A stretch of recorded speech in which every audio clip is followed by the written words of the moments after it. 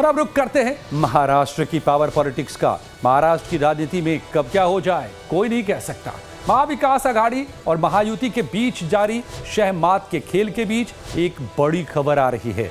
NCP शरद गुट supremo Sharad Pawar की हालिया मुलाकातों ने दिल्ली से लेकर मुंबई तक सियासी पारा 7वें आसमान पर पहुंचा दिया है। कयास लगाए जा रहे हैं कि क्या राजनीति के चाणक्य कहे जाने वाले शरद पवार भी पाला बदलने वाले हैं? क्या वो एनडीए को समर्थन दे सकते हैं? उद्धव गुट में हुई बगावत और लगातार बदलते घटनाक्रमों के बाद से महाराष्ट्र की सियासत में एक बार फिर बड़ा भूचाल है। इस बार निशाने पर हैं पूर्व केंद्रीय मंत्री और एनसीपी प्रमुख शरद पवार। असल में मुंबई के विधान भवन में शरद पवार और सूबे के उप मुख्यमंत्री एकनाथ शिंदे के बीच कल अचानक एक मुलाकात हुई और इसी मुलाकात ने राज्य की राजनीति में कयासों का बाजार बेहद गर्म कर दिया है। इस मुलाकात की तस्वीरें जैसे ही सार्वजनिक हुई, जो आपकी टीवी स्क्रीन पर इस वक्त दिख रही है, शिंदे और शरद पवार मिलते हुए सियासी गलियारों में कानाफूसी और बयानबाजी का दौर इसी तस्वीर ने शुरू कर दी है। नहीं, नाराज कल थे, आज नहीं। पवार साहब हमारे सुप्रीम लीडर है, महाविकास आघाड़ी के हमारे नेता है। कल हमारी भावना थी, हमने कल उस बारे में व्यक्त की है। नहीं, देखिए, एकनाथ शिंदे इस देश का सबसे बड़ा गद्दार है, ये हम मानते हैं। जब अजित पवार ने पवार साहब की पार्टी तोड़ी तो भी हमें इतना ही दिल को हमारी चोट लगी। ऐसे लोगों को, हमारे जैसे लोगों ने जो राजनीति में है, प्रतिष्ठा नहीं देनी चाहिए किसी भी हालत में। तो कल कोई भी गद्दारी करेगा और हम बड़े नेता जाकर उनके घर में चाय पियेंगे तो कार्यकर्ता क्या सोचेंगे? मैं कार्यकर्ताओं के भावना के बारे में बोल रहा था कि कार्यकर्ता को अच्छा नहीं लगता है। उन्होंने उनकी चिंता जताई है कि जिन गद्दारों की वजह से अपनी सरकार गिरी, उनसे मिलना ठीक नहीं लगा। उससे हम व्यतीत है, इतना ही कहा है। अब उसको चढ़ा बढ़ा के जबान, एक तो मराठी नहीं समझती होगी तो हमसे पूछ लेना पहले, ऐसे कुछ भी नहीं कहा। उनका कहना इतना ही था कि भाई उसके पास जाना गलत, बाकी सब ठीक है ना। देवेंद्र जी से मिले, मीटिंग से, कुछ नहीं बोला उन्होंने। जिस गद्दार की वजह से अपनी सरकार भी गिरी, जिस गद्दार की वजह से आदरणीय उद्धव जी ठाकरे साहब ने अपने मुख्यमंत्री पद का इस्तीफा दिया और बंगला छोड़कर घर पाया, तो जख्म है हमारे सीने पर, हृदय पर जख्म। अब सियासी घमासान छिड़ा है। आप देख रहे हैं आरोप प्रत्यारोप का दौर शुरू हो गया है। सबसे ज्यादा जो नाराजगी जाहिर की थी वो संजय राउत ने जाहिर की थी, जिस पर आज वो सफाई देते नजर आ रहे हैं। लेकिन अटकलें सिर्फ एक मुलाकात तक सीमित नहीं हैं। दिल्ली में बीजेपी के राष्ट्रीय महासचिव विनोद तावड़े और शरद पवार गुट के करीबी और प्रदेश अध्यक्ष जयंत पाटिल के बीच हुई हालिया बातचीत ने भी इन अफवाहों में घी डालने का काम किया है। और फिर क्या, राजनीतिक विश्लेषक इसे महायुति में शामिल होने की जमीन तैयार करने के तौर पर भी देख रहे हैं।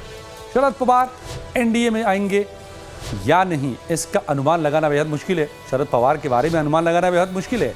वो क्या कब सोचते हैं, कौन सा रास्ता अख्तियार करेंगे, क्या उनके दिमाग में चल रहा है, सबसे महाराष्ट्र के ही नहीं देश के धुरंधर पॉलिटिशियन के दिमाग में क्या चल रहा है कोई नहीं कह सकता। लेकिन एक तरफ राजनीति को हवा जरूर मिल रही है इन मुलाकातों से, बातों से, वहीं दूसरी तरफ शिवसेना उद्धव गुट इस खबर से हताश है। दरअसल पिछले महीने उद्धव ठाकरे की पार्टी के 6 सांसद पाला बदलकर शिंदे के साथ चले गए और अब शरद पवार के साथ शिंदे की मुलाकात ने इस संभावना को बल दे दिया है। हालांकि शरद पवार की पार्टी ने इन अटकलों पर फिलहाल विराम लगाने की कोशिश की है। खाली आले, पवार साहेबांना 2 शब्द बोलले आणि परत कॅबिनेटला गेले आणि हे अगदी कॅज्युअली झालेली एक घटना आहे। आणि मीही काल संजय राऊत साहेबांना फोन करून सांगितलं काय घटनाक्रम झाला। त्याच्यामुळे मला असं वाटतं की हे गैरसमजाने कोणीतरी कदाचित राऊत साहेबांना चुकीची माहिती दिली असेल, त्याच्यामुळे ते काल बोलले असतील।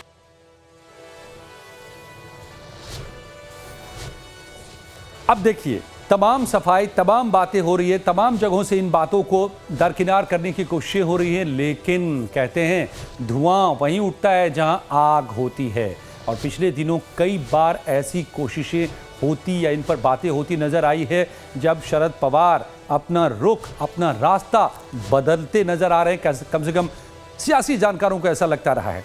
अब फिलहाल जो मुलाकात हुई शिंदे से जो मिले शरद पवार, महज एक इत्तेफाक है या फिर उनकी एक रणनीति का हिस्सा, इसको लेकर के बातें हो रही है। अब इस मुलाकात के पीछे लोकसभा का क्या गणित है, ये भी समझिए।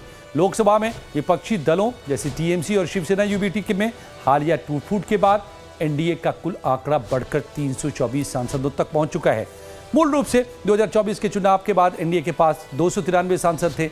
इसके बाद सहयोगी दलों जैसे टीडीपी, जेडीयू, एलजेपी के अलावा टीएमसी से भी बागी हुए 20 सांसद और उद्धव ठाकरे की पार्टी से अलग हुए 6 सांसदों के समर्थन से यह संख्या 324 हो गई। हालांकि संविधान संशोधन जैसे बड़े फैसलों के लिए जरूरी 2/3 बहुमत 360 के जादुई आंकड़े से यह संख्या अभी भी लगभग 41-42 सांसद पीछे है। और इस गणित में डीएमके के 22 और समाजवादी पार्टी के 37 सांसद, एनसीपी के 8 लोकसभा सदस्य बहुमूल्य साबित हो सकता है।